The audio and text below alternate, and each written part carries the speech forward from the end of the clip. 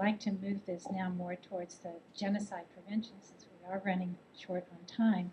And so, as Dr. Bartley is our expert on genocide prevention, I'd like to ask you, how do you see the current state of efforts to develop early warning systems for genocide, and is a gender framework being used or considered useful for these efforts? Well, generally speaking, I would say we are in a system creation phase. I think that the debate on early warning has been around for quite some time now, and I hope that we will move from early warning to proper warning. I think that the problem is not necessarily on the speed of the warning, but rather on the accuracy of the warning and the capacity of the warning to elicit proper response. So the question is not, do we know what we know? We know a lot. Very often we don't know properly. So in that sense, I would actually hope that the systems that are going to be designed in the Africa, the Great Lake region, and everywhere in the world, the metaphor that I use is the postal system. Okay, so humans didn't have mail all their lives. It was actually a relatively recent invention. We started sending mails and with the stamps, it's not that long ago. Okay, so in my ideal world, in 10, 20 years, we will have proper warning system the same way we have post offices. We should not kill each other. We should not allow gender-based violence. We should not imagine a world in which this is not only okay, but is even incentivized and condoned by political elite. We should not allow states to be controlled by, gangs of people that can use the whole state system. We have here, Greg Stanton that told us, the stages that are needed for organizations like states to become genocidal. We should not allow this to happen. So the warning system, first of all, must be an internal warning system. I think that what we are becoming aware is that this is not a Marine-driven system. This cannot work with the American Marines going everywhere and fixing everybody's problem, but rather saying, shouldn't communities become self-aware that genocide is not okay?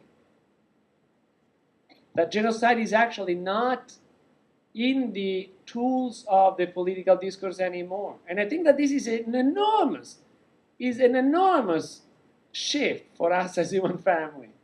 Genocide has been around for a long time, and we are becoming aware that our political formation are distancing themselves from genocide as a political tool very recently. I like to talk about willful neglect, to describe the attitude of states between 1948 and 2000, the time after the convention. Well, they were signing the convention, but fundamentally nobody was really doing anything.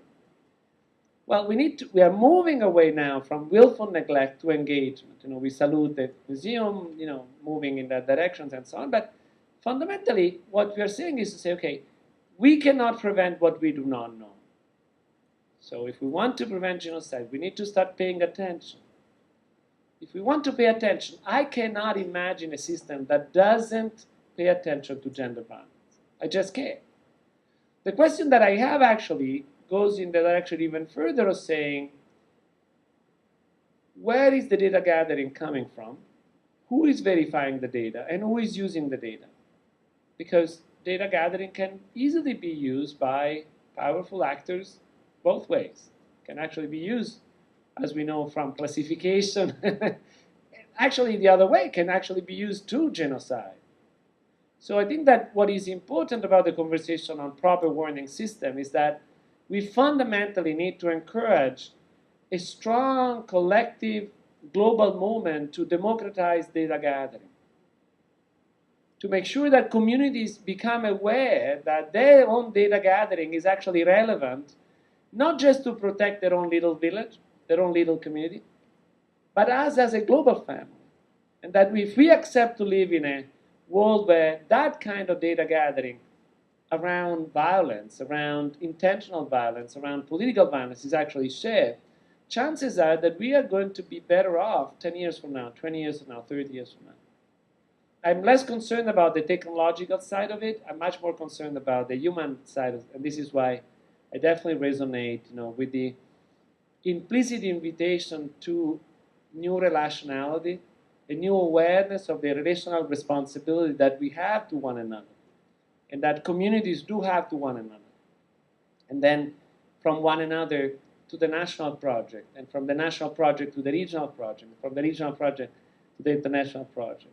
And I think that we are in a very interesting place, because I'm convinced that we could have a huge genocide very soon on issues that we do not even control or expect, or we could have a collective movement towards a genocide-free world. I hope we move in the second direction. Thanks. Does anybody else want to talk about, well, so the potential benefits and limits of using gender-based violence as an early warning sign of genocide? I know, Elisa, you've written on that. Thank you. I think the benefits are immense. Not all gender-based violence is going to end up in genocide. We know that. But when we start looking at gender-based violence and tracking it in conflicts, it allows us to access patterns that are highly correlated with genocide. So it gives us, and this is what detractors say is lacking, and it's not, but it gives us empirical means of making statements like, this is potentially genocidal violence, or this type of violence is highly correlated with genocide down the road. And that helps us isolate. One doesn't want to lose sight of the whole, but it helps us isolate those aspects, those regions in a conflict, those cadres in a conflict, those political parties in a conflict, those sides in a conflict that seem to be pursuing something other than more traditional conflicts. So genocide within civil war, right? Genocide within counterinsurgency, genocide within interstate war, genocide within wars of aggression, something we'll get to later.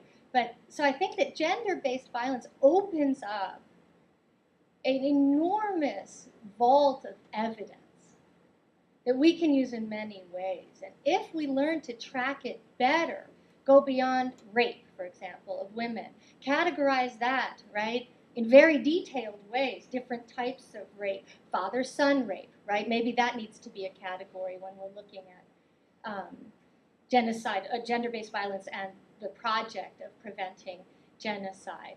When we get to these categories of very specific types of crime that you don't see a lot in situations that aren't genocidal or actual genocide, then we could start to put together numbers and say, well, but this group, this specific group within this armed faction seems to be committing a lot of violence that's correlated with genocide. Who are they?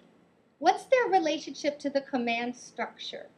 Who are their political associates? Where's their money coming from?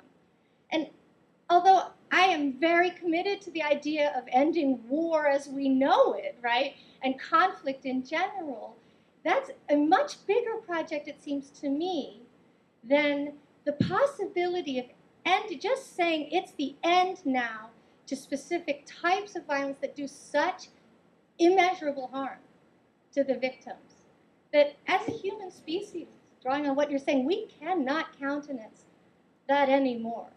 And once it's done, we can do nothing to remediate it, right? We could pursue justice, we could pursue healing, we can pursue various things, but it's always there.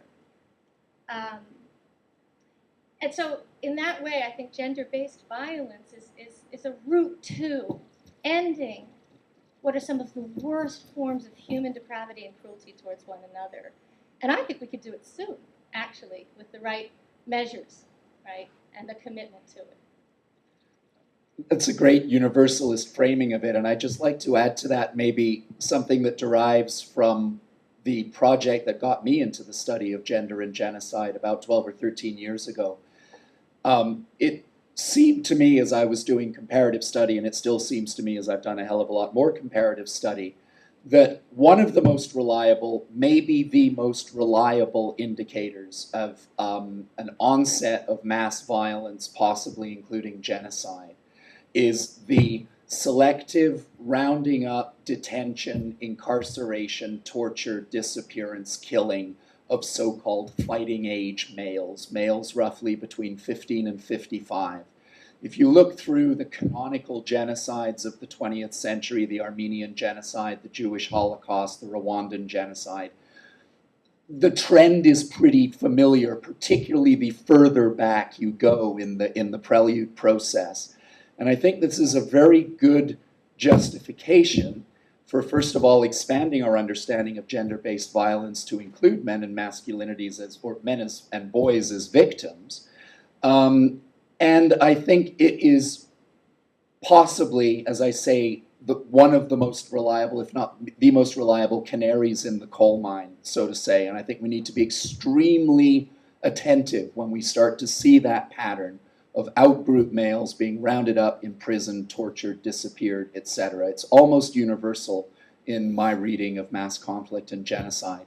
How does this translate to humanitarian action? Well, I'll just give an example that all of you are familiar with, which is Srebrenica in Bosnia in 1995. In 1993, Srebrenica was first besieged by the Serbs. I was writing about these events at the time, and I noted the fact that the United Nations, when it was seeking to get civilians out of Srebrenica, agreed with the Serb dictate that only, or let's say everybody except males of fighting age could be brought out, but not the males of fighting age. And the United Nations shamefully agreed with that. And if you remember those images, the convoys that were coming out were overwhelmingly women, children, and the elderly. My argument at the time, published in an article in Ethnic and Racial Studies in 1994, was that that is leaving behind the most vulnerable group. You might not be able to see those vulnerabilities because you think of younger males as invulnerable or strong, capable of self-protection. But my argument was that, in fact, they are the most vulnerable group, and unfortunately, events a year later, I think, proved that rather vividly. Yeah, I'd just like to thank you all for what you're raising, because I think, just returning to the first question that we asked tonight, what is the biggest misperception about the relationship between gender and genocide? I really would argue that it doesn't really matter, right? That it's incidental, that it's not really that important in terms of intervention. It's something that we can deal with later, right? After we've dealt with the, quote, main issues, right? We can sort of clean up all of that stuff, right? Or that rape is a collateral damage and so on and so forth. All of the myths that we've heard so many times before, which unfortunately I think, the anecdote that you shared with us at the very beginning of the evening about, oh, we have someone who does gender, right? That it's not central necessarily to how we're thinking about these things. So I just wanted to just sort of express my enthusiasm and the enthusiasm of the center for the kinds of viewpoints that you're bringing up about how central we really need to see this. So thank you for that.